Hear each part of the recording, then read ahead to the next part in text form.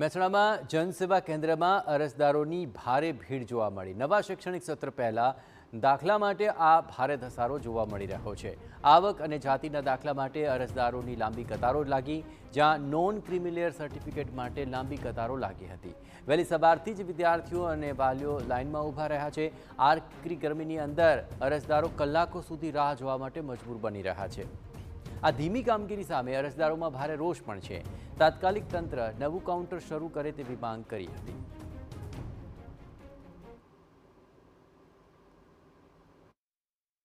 મહેસાણા મામલતદાર કચેરી ખાતે આવેલા જનસંપર્ક કેન્દ્રમાં મોટી લાઈનો લાગી છે। ખાસ કરીને અત્યારે વિદ્યાર્થીઓ આવકનો દાખલો લેવા, ક્રિમિનલ સર્ટી લેવા માટે, આ ઉપરાંત જાતિનો દાખલો, વિવિધ પ્રકારના જે દાખલા જે વેકેશનમાં તેમના અભ્યાસની કામગીરી માટે ખાસ જે એડમિશન માટે જરૂરી હોય છે તે વિદ્યાર્થીઓ વાલીઓ મોટી સંખ્યામાં અહીંયા લાઈનો કલાકો સુધી લગાવેલા જોવા મળી રહ્યા છે અને સતત ઘણા દિવસોથી આ ભીડ જોવા મળી છે। મારી પાછળ આપ જોઈ શકો છો કે અહીંયા જે લોકો છે, આપ શેના દાખલો લેવા માટે આવ્યો છો? કેટલા સમયથી આવકનો દાખલો લેવા આવ્યા છે? કેટલા સમયથી ઉભા છો?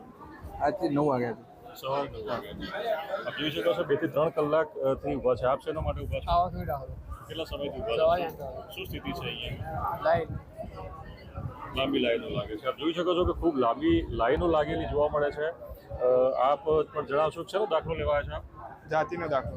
કેટલા સમયથી ઉભા છો? શું તકલીફ, શું સગવડ? 3 કલાકથી ઉભા શું લાગે છે કેવી સગવડ હોવી જોઈએ આ પ્રકારની પરિસ્થિતિ માટે? એક્સ્ટ્રા ઓપરેટર કે એની માગણી કરી? જરૂર।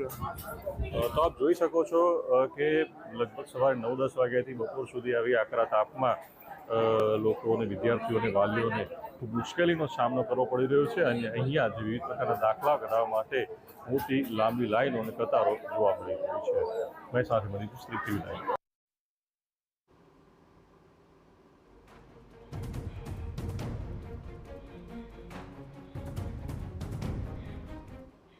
કચ્છ